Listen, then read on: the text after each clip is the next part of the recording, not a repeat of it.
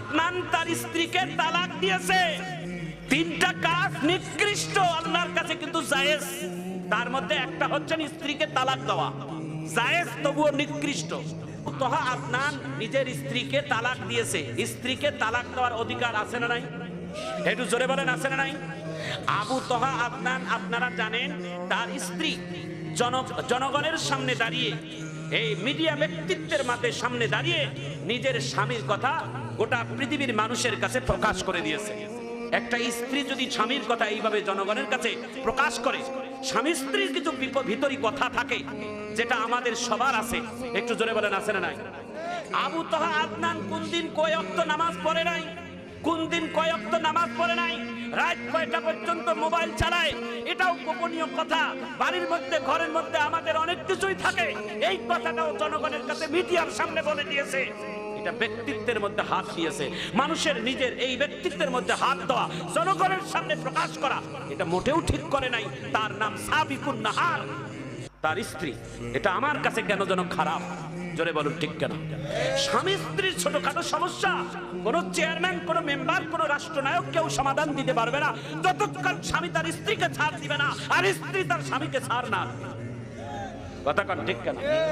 আজকে আবু তোহা আদনান নিজের স্ত্রীকে যে এই যে তালাকনামা দিল, 8.5 ভরি স্বর্ণর অলংকার বুঝিয়ে দিয়ে স্বামী তার স্ত্রীকে তালাক দিল।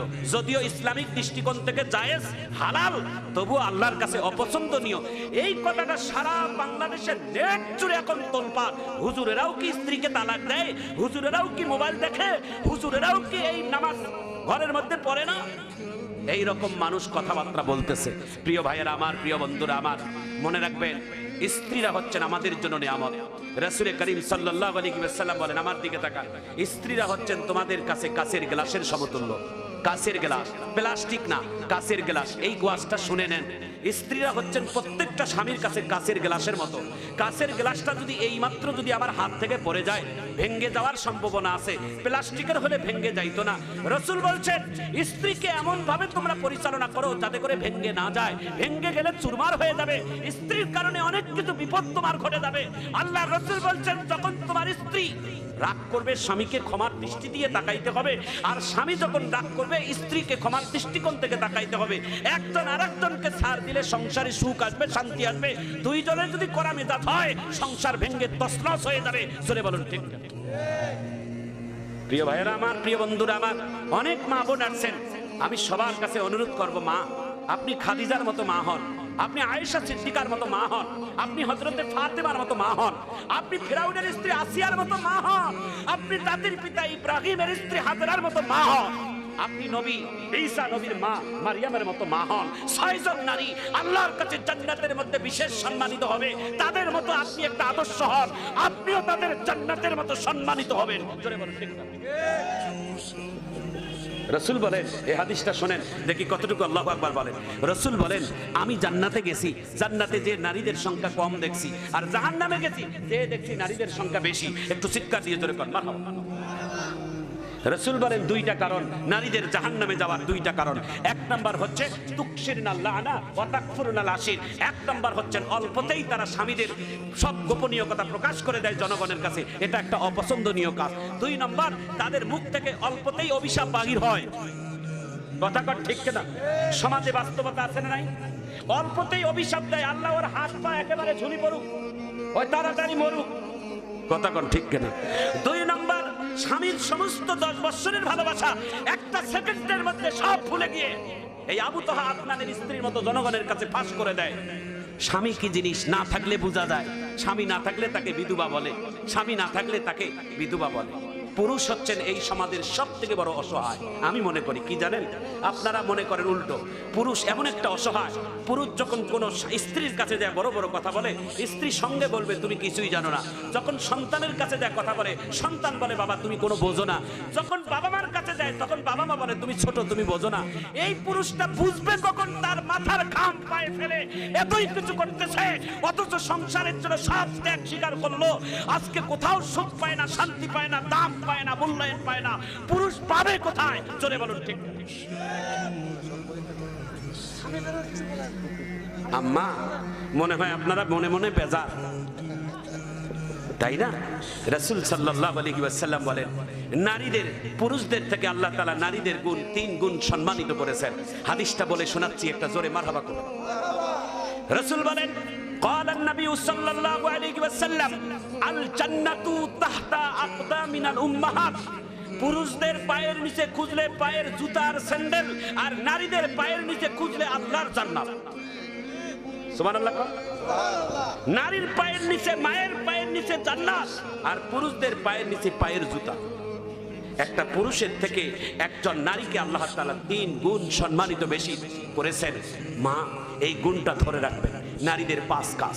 1 নাম্বার, আল্লাহ তাআলার হুকুম 5 ওয়াক্ত নামাজ পড়া। 2 নাম্বার, আল্লাহ তাআলা আপনাকে পর্দা করা ফরজ করেছেন, পর্দা করো। 3 নাম্বার, সতীত্বের হেফাজত করো। 4 নাম্বার, আপনার স্বামীরকে খেদমত করো, সম্মান করো, ইজ্জত করো। স্বামীর ইজ্জত সম্মান, এটাও একটা গুণ।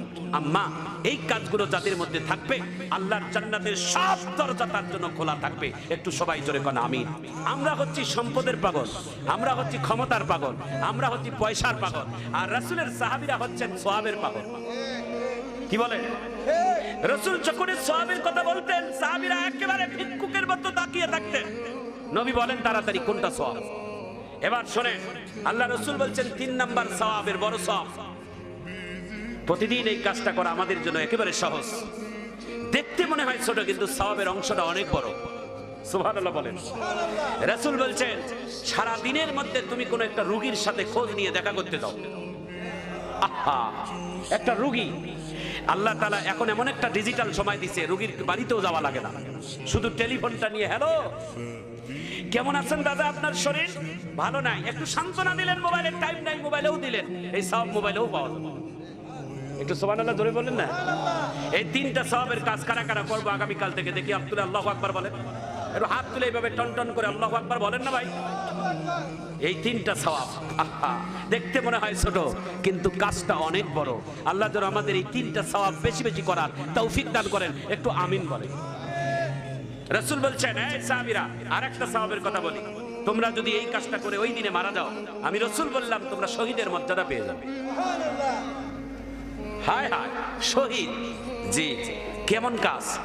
রাসূল বলছেন, দিনের সকালবেলা উঠে সন্ধ্যার আগ পর্যন্ত, মানে রাত্রের ঘুমানোর আগ পর্যন্ত, তোমার পক্ষে কি 10টা মানুষকে, 10টা মুসলমানকে দেখলে সালাম দেওয়ার পরিবেশ হয় না?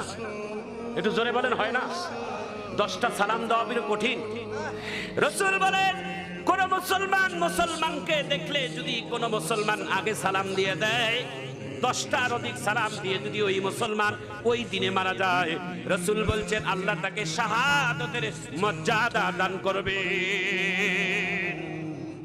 সালাম, আসসালামু আলাইকুম বলেন তো আলহামদুলিল্লাহ। এই সওয়াবটা আমরা করব তো ইনশাআল্লাহ। নিজের ঘরের স্ত্রীকে আগে সালাম দেব, নিজের সন্তানকে আগে সালাম দেব, নিজের চাকর চাকরানিকে সালাম দেব। লাভ কি হবে জানেন? কি লাভ হবে জানেন? এবার বলি, আপনি যদি চাকরকে সালাম দেন, চাকর এমন লজ্জা পাবে, চাকর বলবে হায় হায় রে, আমি মালিক, আমাকে সালাম দিল। চাকর আগামীকাল প্রস্তুত থাকবে মালিককে সালাম দেওয়ার জন্য।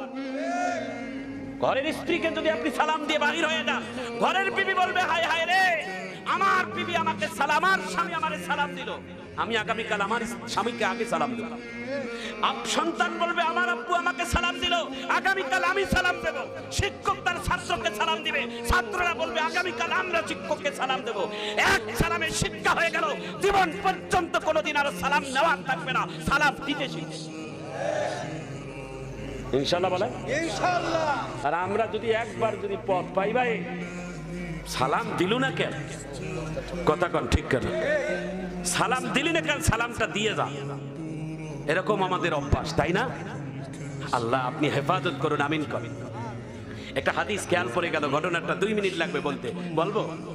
সময় আছে? আচ্ছা, এই তো আলহামদুলিল্লাহ। শুধু হ্যাঁ হ্যাঁ, আল্লাহ তাআলা যেন কবুল করেন, আমিন বলেন। প্রিয় ভাইয়েরা আমার, বন্ধুরা আমার, নবীর সাহাবীর নাম হচ্ছেন হযরতে আলী, আর একজন সাহাবীর নাম হচ্ছেন হযরতে আবু বকর। আবু বকর হচ্ছেন রাসূলের শ্বশুর, আর হযরত আলী হচ্ছেন রাসূলের জামাই। প্রতিদিন হযরতে আলী আবু বকরকে দেখলে আগে সালাম দেয়, কিন্তু হঠাৎ করে একদিন সালাম দেওয়া বন্ধ করে দিয়েছে। আল্লাহর নবীর কাছে বিচার চলে গেল। বিচার আবু বকর বিচার দিয়েছে আলীর বিরুদ্ধে। নামাজের পরে আল্লাহ রাসূল আলীকে তলব করেছে, আলী তুমি প্রতিদিন আমার আবু বকরকে সালাম দাও, আজকে কেন দাও নাই? আবু বকর হযরত আলী জবাব দিয়ে দেয়, ইয়া রাসূলুল্লাহ, ইয়া হাবিবাল্লাহ, কেন দেই নাই? আমার একটা অবজেকশন আছে। বলে কি?